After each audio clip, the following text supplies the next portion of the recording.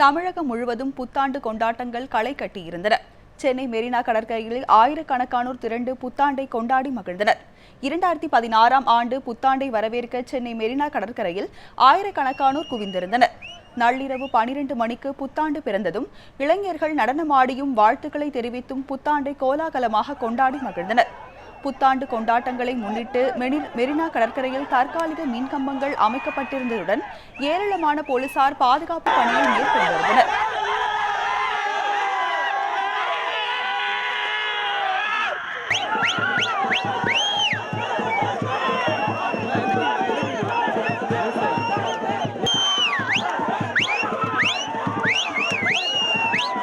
மக்களுக்கும் உலக மக்கள் அனைவருக்கும் எங்களோட புத்தாண்டு வாழ்த்துக்களை தெரிவிச்சுக்கிறோம்.